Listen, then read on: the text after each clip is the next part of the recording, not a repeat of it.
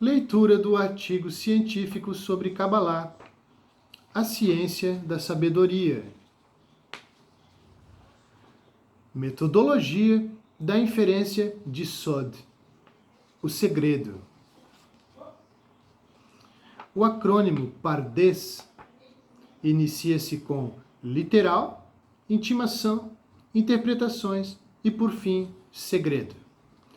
Os religiosos tendem a interpretar, em princípio, a linguagem literal, o Pishat, e posteriormente acreditam que descobrirão algum segredo, Sod. A alma do judaísmo é a Kabbalah. E o segredo é a essência do discernimento literal que conduz ao elixir da vida. Os cabalistas que estudam a sabedoria contemplaram um mundo inverso ao nosso. Os cabalistas descobriram o segredo do tesouro escondido na alma. Os autênticos cabalistas pavimentaram o caminho no Pardes para que pudéssemos entrar abençoados no arvoredo dos segredos da sabedoria e também sairmos abençoados, sendo benditos na entrada e benditos na saída.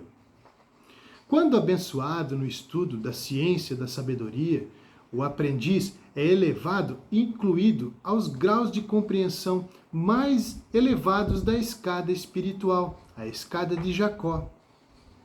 Não percebendo as coisas de baixo para cima, mas de cima para baixo, trabalhando como um intermediário, um Benoni, favorecendo a ascensão espiritual dos amigos que estão percorrendo a ascensão na escada de Jacó, a escada na qual descem e sobem anjos, e de cima Deus se revela ao homem. Segue citação. E sonhou, e eis uma escada posta na terra, cujo topo tocava nos céus, e eis que os anjos de Deus subiam e desciam por ela. E eis que o Senhor estava em cima dela e disse: Eu sou o Senhor, Deus de Abraham, teu pai, e Deus de Isaac. Esta terra em que estás deitado, darei a ti e à tua descendência. Gênesis 28, 12, 13.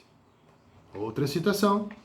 E temeu e disse: Quão terrível é este lugar!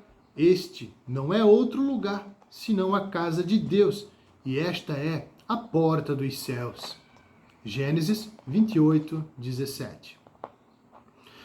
O segredo preliminar mais importante é que o verídico estudo das escrituras ou poemas sagrados inverte a ação do acrônimo Pardes. Os cabalistas iniciam o estudo a partir de Sod, a partir do segredo, cujo maior expoente é o livro do esplendor sagrado, Sefer Zohar HaKadosh. Depois de iniciar pelo segredo, Sod, a trajetória das interpretações, Derash, levará o estudo até as intimações, Remes. A retórica do segredo direciona o cabalista a compreender o sentido literal, Pishat, das escrituras ou poemas sagrados. Segue citação. No entanto, nós aprendemos do Sidur, o livro de orações do Gaon de Vilna, Rabi Eliyahu ben Shlomo Zalman Kremer, que Sod, segredo, é o nível pelo qual a compreensão adequada começa. E depois que a parte Sod, o segredo, da Torá é compreendida, então pode compreender a parte Derush, interpretações e alegorias. E então a parte Remes, intimações e inferências lógicas. E apenas após ter se tornado completamente proficiente nestes três aspectos da Torá, é recompensado com a própria compreensão da parte Pishat, o literal da Torá. Quando uma pessoa é garantida com o conhecimento completo destas três partes da Torá, ela tem então a Torá em seu coração. E isto é o que os nossos sábios quiseram dizer quando disseram no tratado ta'anit. Se ele é recompensado, se tornará um elixir da vida. Se não é recompensado, se tornará uma poção de morte. Porque nós precisamos de grande mérito para entender o pshat dos textos, o literal dos textos. Porque nós primeiros devemos nos comprometer em compreender as 3 partes interiores da interioridade da Torá, tais quais o literal, o pshat, se veste. E o literal, o pshat, não será simplificado. Se a pessoa não tiver merecido isso, ela precisa de misericórdia, muita misericórdia, para que a Torá não se torne um elixir de morte. Deus proíba. Gaon de Vilna, Apud Leitman, 2014, página 454. Lapsos de perfeição. O processo da revelação de conhecimentos ocultos é um processo ordenado sequencialmente que envolve causa e consequência. Serve de exemplo um novo conhecimento que estava oculto aos nossos olhos. Quando é revelado, deixa de ser oculto para o agente indutivo, mas permanece oculto para outras pessoas que ainda não tiveram a mesma experiência empírica. O que nos induz a sentir lapsos de perfeição é o processo de absorção dos conhecimentos e a recepção da sabedoria. O momento da recepção é perfeito e cheio de deleite. Porém, a perfeição se esvai quando recebemos o prazer e somos saciados. Em seguida, nos movemos em busca da realização de outros desejos latentes, para em sua recepção sentirmos a perfeição.